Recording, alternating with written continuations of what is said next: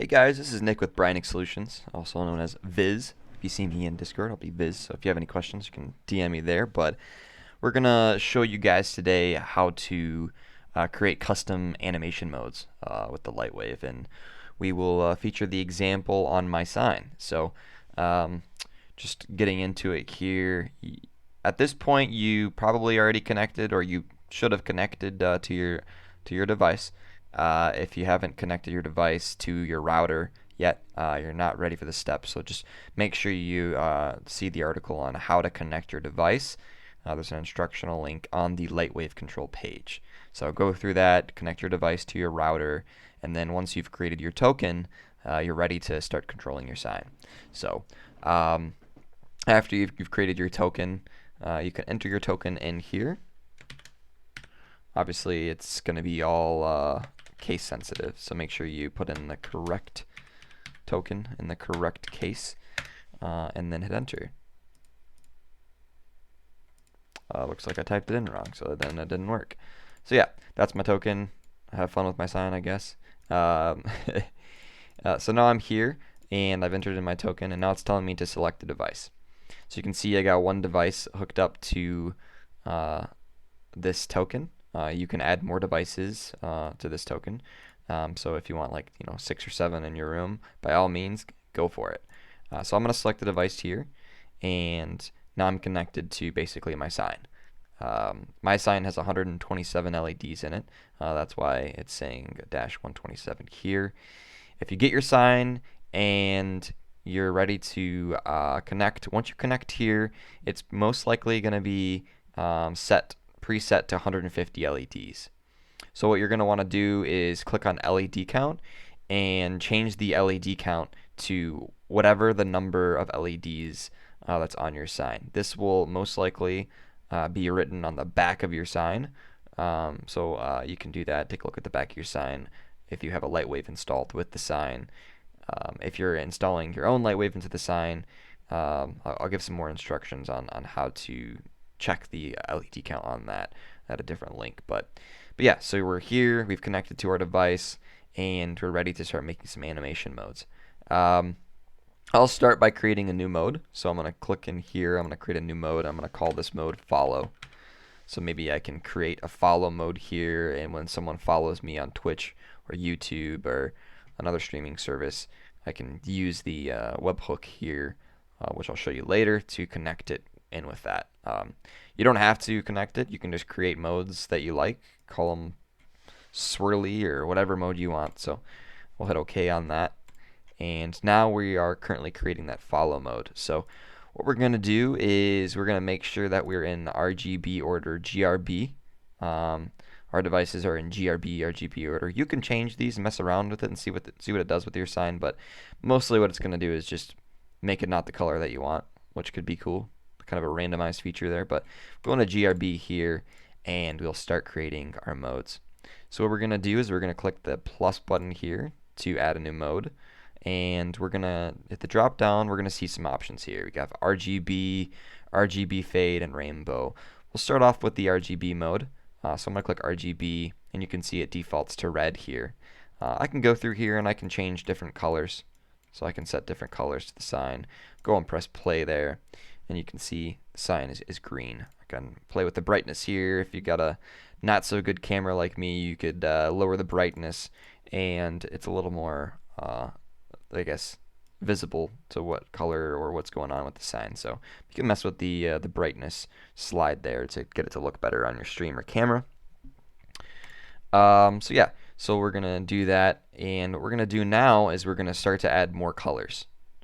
So what I'm gonna do is maybe I'll change this to red, and I'm gonna add another color here, and I'm gonna make that blue. So I pick that blue in here. You can pick it anywhere, right? Just pick it right here, click out of it, and I'm going to change half of the LEDs to blue. So what I'm gonna do is, while this is selected, you can see it's grayed out. I'm gonna select once, just click once, and then you can hover over the LEDs. You can see it's graying them out here. I'm going to pick about half the LEDs, and I'm going to click down to activate all those LEDs to that blue.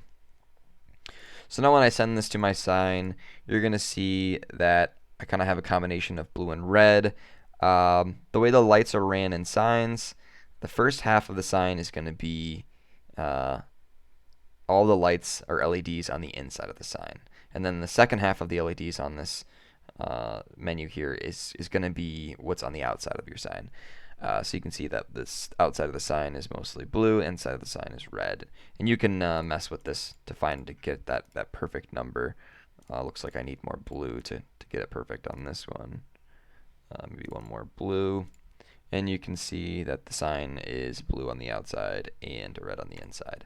So now what we can do is we can start messing with some of the animation modes. Maybe we want some swirly effects. We want some different things going on with the sign. So we can click into the option here, Rotate LEDs. So once we click into Rotate LEDs, we're going to get some more options here, duration and jump count. Duration determines how quickly your LEDs chase each other around the sign. So it's basically showing you, hey, at 1, it's going to take X amount of time for the LEDs to chase each other around. So a lower number here means faster spinning. So you can see my sign spinning now. Or the LEDs are spinning around the sign, rather. I could turn this duration up and press play, and you can see that the LEDs are going to go around the sign much slower. Turn the brightness up, get some really cool effects, and see how that looks on camera. Yes, yeah. Turn the brightness back down, and we can mess with some more things here. The jump count is basically telling how many LEDs that you're going to jump after a certain segment. So we can increase this number to like 10. Now it's basically just going to bounce around a bit more, as you can see. Instead of that smooth transition from LED to LED, it's going to jump 10 segments every single time. So that's what that does. So now what we can do is we'll maybe mess around with some more of the options here. We'll add maybe a rainbow, or we'll do a rainbow here, and we'll see what that looks like. So you got a nice swirly rainbow, and again, you can turn your duration and change the speed that the rainbow effect goes around your sign. We'll also mess with some of the RGB fade modes. These are some of my favorite modes to mess with because you can really make some cool lighting effects. So what we're going to do here is I'm going to create a fade between an off, basically. So black is basically off on the LEDs. And I'll create a fade to like a red. And you can add more fades as well. You can add colors if you want to fade between multiple different colors. I usually just like to fade between 2. I'm going to add another swatch here, and I'm going to do an RGB fade between black and blue. So that's kind of cool, right? You can also change some of the options with the fade. So you have speed here. This tells the device how quickly to fade between 2 options. And this option here tells the device how sharp to fade between the 2 options. So less fade, more jumpy with increased sharpness here. So you might get strobing effects at a high level. So what we're going to do now is I'm going to take half of the sign and I'm going to change half of the sign to this swatch here, and we're going to take a look and see what that looks like on the sign. So you can see we kind of have like a breathing mode on the sign at the exact same time as that rotation LED that we did earlier. So that's pretty cool. And of course you can go through and add more modes. You can maybe just do some static colors in between certain things. Maybe add like a green in here and change these to green, change these to green or something like that. Whatever it is. I mean, you can get really in depth with all of this. So you can send that to the device and see what that makes. So again, you can see some green in there now. So this is basically the gist of making animation modes. In the next segment, I can show you guys how to take these animation modes and actually link them in with Streamlabs. So we'll get to that on the next video. Thank you guys.